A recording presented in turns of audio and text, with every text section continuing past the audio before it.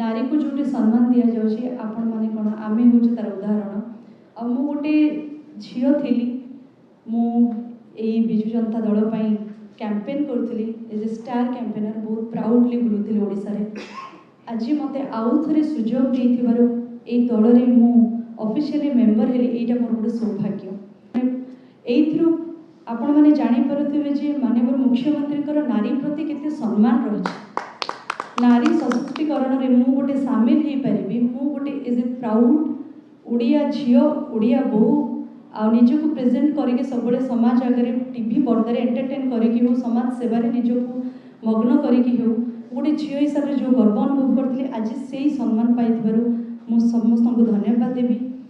निहाती भाव में 2036 मसीह जो विकसित ओडिशा से केवल संभव हो पार माननीय मुख्यमंत्री कहीं बिजु जनता दल